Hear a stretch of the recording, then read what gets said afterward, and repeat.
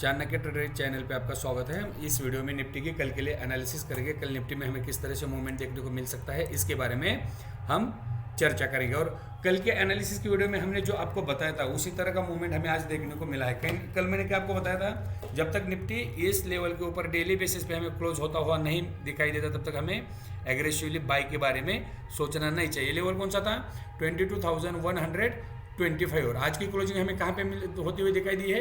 22,122। Approximately breakout level पे Nifty की closing हमें डेली बेसिस पे क्लोजिंग होता हुआ हमें निफ्टी दिखाई दिया। और कल के लिए मैंने कल एनालिसिस कर दिया तो आपको क्या बताया था, जब तक निफ्टी 22,000 के नीचे सस्टेन नहीं होता है तब तक हमें सेलिंग के बारे में सोचना नहीं चाहिए। अगर निफ्टी 22,000 के नीचे सस्टेन होता है तो हमें सेलिंग के बारे में सोचना चाहिए। और 21,950, 21,900, देन 21,870 यहाँ तक निफ्टी नीचे आता हुआ दिखाई दे सकता है। ये भी मैंने आपको कल के एनालिसिस की वीडियो में एक्सप्लेन किया था। अब लेकिन आज निफ्टी ने क्या किया, 22,021 का लो फॉर्म किया, या लो यहाँ पे लो मेंशन करने के बाद निफ्टी में एक अपसाइड का मूवमेंट हमें देखने को मिला। और अपसाइड में 22,186 का टॉप निफ्टी ने आज बनाया और ये अपना लाइफ टाइम हाई आज निफ्टी ने फॉर्म किया है। अब मैंने निफ्टी के कल के लिए रेजिस्टेंस क्या बताया था आपको? पहला रेजिस्टेंस था 22,130। अगर इसके ऊपर निफ्टी सस्टेन होता है तो 22,236 से लेकर 22,294 यहाँ तक निफ्टी आ सकता है। ये मैंने अपसाइड के टारगेट आपको बताए थे। अब निफ्टी की हमें डेली बेसिस पे टॉप पे तो क्लोजिंग हमें निफ्टी में दिखाई दी है, लेकिन अब कल किस तरह से ट्रेड करना चाहिए, कल के टारगेट क्या हो सकते हैं, किस तरह से मूवमेंट मिल सकता है, कौन से किस रेंज अपने को इंपॉर्टेंट है, और कल ऑप्शन में ट्रेड करते हो तो किस तरह का ट्रेड करना चाहिए, इसके एनालिसिस हम इस वीडियो में करने वाले हैं। अगर आप चैनल पर नए हो, वीडियो को लाइक कीजिए, बेल नोटिफिकेशन ऑन कीजिए, चैनल को सब्सक्राइब कीजिए ताकि आपको एनालिसिस की वीडियो की नोटिफिकेशन तुरंत मिल जाए और आपको ट्रेडिंग के लिए लेवल का नॉलेज हो और ट्रेड आपको मैनेज कर सकते, लेवल पे ट्रेड आप प्लेस कर सको। देखिए आज की जो क्लोजिंग हुई है वो डेली बेसिस पे 22,122 पे, और कल के क्लोजिंग से निफ्टी 81 पॉइंट अपसाइड हमें क्लोज होता हुआ दिखाई दिया है। तो कल के लिए इंपॉर्टेंट रेंज क्या रहेगी? आज का टॉप निफ्टी ने आज टॉप कहाँ पे लगाया? आज का टॉप था निफ्टी का 22,186, मतलब निफ्टी अब 22,186 के ऊपर सस्टेन होना जरूरी है कल के एनालिसिस के हिसाब से। और वीकली एनालिसिस के हिसाब से अपना पहला टारगेट कहाँ पे है?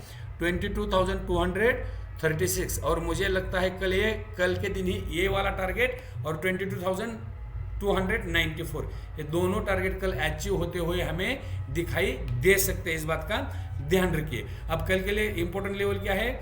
इस लेवल के ऊपर सस्टेन होना निफ्टी ने जरूरी है। निफ्टी इस लेवल के ऊपर सस्टेन होती है तो हमें यहाँ तक अपसाइड का मूवमेंट देखने को मिल सकता है। सेकंड टारगेट यहाँ तक निफ्टी अपसाइड में आता हुआ हमें दिखाई दे सकता है। मैंने कल के वीडियो में भी आपको बताया था, ये जो अपसाइड के टारगेट निकाले हैं ये टारगेट मैंने फिबोनाची रिट्रेसमेंट के हिसाब से, फिबोनाची कैलकुलेशन के हिसाब से निकाले हैं, और ये टारगेट कल अचीव होते हुए हमें दिखाई दे सकते हैं। लेकिन कंडीशन क्या है? इस टॉप के ऊपर सस्टेन होना जरूरी है। अगर इस टॉप के ऊपर सस्टेन नहीं होता है तो निफ्टी डाउन साइड में 22,000 तक फिसल सकता है। इस बात का भी ध्यान रखिए। और 22,000 ये स्ट्रांगली सपोर्ट का काम करेगा। अब हम कल के लिए पहले सपोर्ट के बारे में बात करेंगे। देखिए कल के लिए जो पहला सपोर्ट रहेगा 22,000 से लेके 22,040 का, ये पहला सपोर्ट का काम करेगा। सेकंड सपोर्ट हमें 21,955 का यहाँ पे सेकंड सपोर्ट दिखाई दे सकता है। और फाइनल सपोर्ट कहाँ पे? 21,870 से लेके 21,900 यहाँ तक फाइनल सपोर्ट हमें मार्केट में दिखाई दे सकता है। तीनों लेवल कल सपोर्ट का काम करेंगे। और रेजिस्टेंस का काम, पहला रेजिस्टेंस का काम करेगा 22,186। इसके ऊपर अगर मार्केट सस्टेन होता है तो मार्केट 22,236 तक अपसाइड मूव कर सकता है। इस बात का ध्यान रखिए। ये अपना सेकंड रेजिस्टेंस होगा, ये फर्स्ट रेजिस्टेंस होगा। थर्ड रेजिस्टेंस कहाँ पे होगा? 22,294। अगर इसे भी मार्केट ब्रेक करता है तो मार्केट फाइनल रेजिस्टेंस कहाँ पे ले सकता है? 22,345। यहाँ तक अपसाइड का मूवमेंट हमें दिखाई दे सकता है। इस बात का ध्यान रखिए। कल के लिए सपोर्ट का काम ये लेवल 22,000 से लेकर 22,040 पहला सपोर्ट का काम करेगा। सेकंड सपोर्ट का काम 21,955 और फाइनल सपोर्ट का काम करेगा 21,870 से 21,900। रेजिस्टेंस का काम 22,236, उसके ऊपर सेकंड रेजिस्टेंस का काम करेगा 22,294 और फाइनल रेजिस्टेंस 22,345। यहाँ तक निफ्टी कल अपसाइड का मूवमेंट हमें निफ्टी में दिखाई दे सकता है, इस बात का ध्यान रखें। लेकिन कंडीशन क्या है, निफ्टी इस साइड तक जाने के लिए इस लेवल के ऊपर 15 मिनट से लेकर आधे घंटे तक अपसाइड होल्ड करना चाहिए, इसको ब्रेक नहीं करना चाहिए, तभी हम अपसाइड के बारे में सोच सकते हैं और हमें अपसाइड में मूवमेंट दिखाई दे सकता है। अब हम कल के लिए ऑप्शन में ट्रेड किस तरह से करना चाहिए, कौन से लेवल पे किस तरह का पैटर्न जनरेट होने के बाद ट्रेड करना चाहिए, इसकी एनालिसिस हम 15 मिनट की चार्ट पे करेंगे। आपको वीडियो अच्छा लगता है तो वीडियो को लाइक कीजिए, चैनल को सब्सक्राइब कीजिए, बेल नोटिफिकेशन ऑन कीजिए ताकि आपको एनालिसिस की वीडियो की नोटिफिकेशन तुरंत मिल जाए और नेक्स्ट दिन ट्रेड करने के लिए आपको लेवल की जानकारी मिल सके और आप अपने ट्रेड को मैनेज कर सके। और ऑप्शन में ट्रेड करते समय मोमेंटम ट्रेड करना चाहिए। मार्केट अगर किसी जगह पे होल्ड होता है तो वहाँ पे ट्रेड नहीं करना चाहिए। टाइम डिके के हिसाब से ऑप्शन प्रीमियम के प्राइस कम होते हैं, इसे हम टाइम डिके बोलते हैं और उसी हिसाब से हमें लॉस बुक करना पड़ता है। और ऑप्शन बाइंग करते हैं तो 1:3 के रेशियो के हिसाब से ऑप्शन में ट्रेड कीजिए। अब मिलते हैं हम 15 मिनट के चार्ट पे, वहाँ पे हम कल के लिए ऑप्शन की एनालिसिस करेंगे 15 मिनट के चार्ट पे और किस तरह से हमें ट्रेड करना चाहिए। मिलते हैं हम 15 मिनट के चार्ट पे। निफ्टी का ये 15 मिनट का चार्ट है, चार्ट को आप ध्यान से देखिए। ऑप्शन में ट्रेड करते हो तो किस तरह से ट्रेड करना चाहिए और हमें कब ट्रेड करना चाहिए, इसकी एनालिसिस हम करेंगे। और लेवल पे देखिए क्लोजिंग कहाँ पे हुई है, इस लेवल पे हमें क्लोजिंग मिली है। अगर मान लो कल निफ्टी इसी लेवल पे कहीं पे ओपन होता है, इसी जोन में निफ्टी कहीं पे ओपन होता है और इसी जोन में ओपन होने के बाद निफ्टी इसी तरह का कुछ टाइम क्रिएट करता है, टाइम बिताता है। इस टाइम बिताने के बाद अगर निफ्टी यहाँ से अपसाइड मूव करता है तो इस एसएल से हमें बाय करना चाहिए, इस एसएल से। और टारगेट कहाँ पर मिल सकते हैं, पहला टारगेट ये रहेगा, सेकंड टारगेट ये रहेगा। जब तक निफ्टी इसके ऊपर, इस लेवल के ऊपर 22,186 के ऊपर सस्टेन नहीं होता है तो तब तक हमें 22,235 के टारगेट नहीं देखने को मिलेंगे। जब निफ्टी इसके ऊपर सस्टेन होगा या इस लेवल को ब्रेक करेगा, निफ्टी यहाँ तक आता हुआ हमें दिखाई दे सकता है। कब, जब इस लेवल पे ओपन होने के बाद अपसाइड मार्केट मूव करता है तो पहला टारगेट ये रहेगा, सेकंड टारगेट ये रहेगा और इसके ऊपर ये टारगेट रहेगा।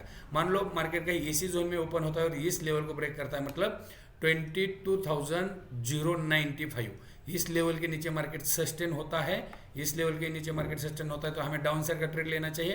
पहला टारगेट यहाँ पे रहेगा अपना, इस लेवल पे अपना पहला टारगेट रहेगा। ये लेवल कौन सा है, 22,055 का।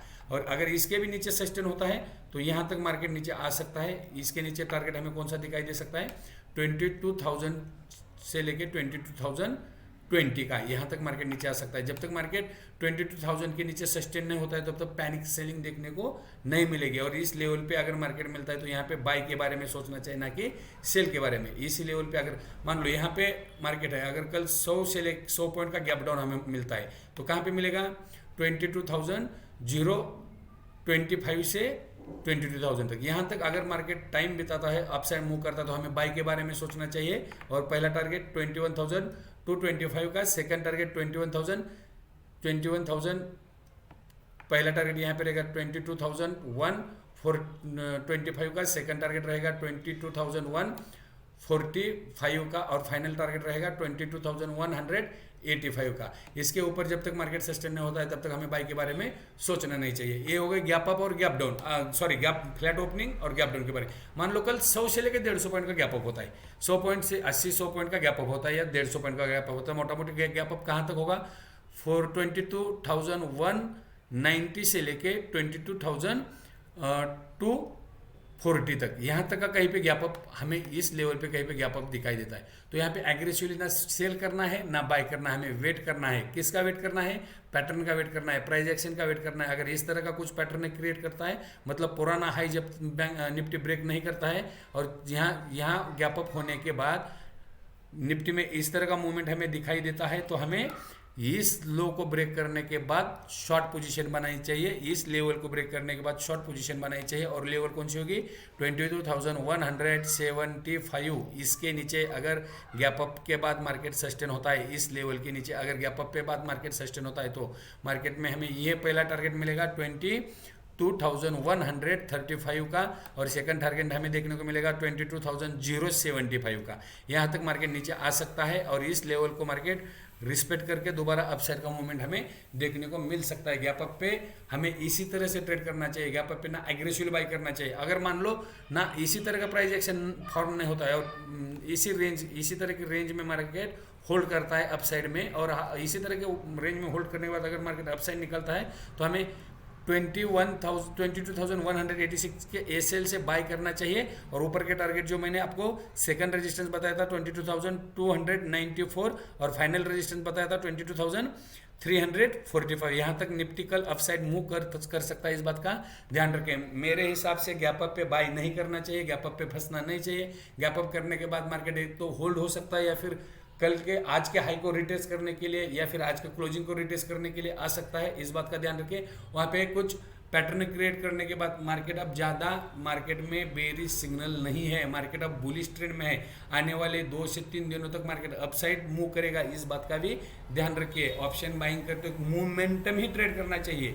मार्केट अगर किसी एक रेंज में अटकता है तो वहाँ पे ट्रेड नहीं करना चाहिए, इस बात का ध्यान रखिए। अगर वीडियो आपको अच्छा लगता है तो वीडियो को लाइक कीजिए, चैनल को सब्सक्राइब कीजिए, बेल नोटिफिकेशन ऑन कीजिए ताकि आपको लेवल जो हमने लेवल बताया उसके लेवल की जानकारी आपको तुरंत मिल जाए और आप ट्रेड करते हो तो उस लेवल का आपके ट्रेड में इस्तेमाल कर सकते हैं। चैनल पे 2-4 दिनों से नए व्यूअर आ रहे हैं, उनको मेरी रिक्वेस्ट, आप चैनल को सब्सक्राइब कीजिए, बेल नोटिफिकेशन ऑन कीजिए ताकि एनालिसिस की वीडियो की नोटिफिकेशन आपके पास तुरंत पहुंच जाए।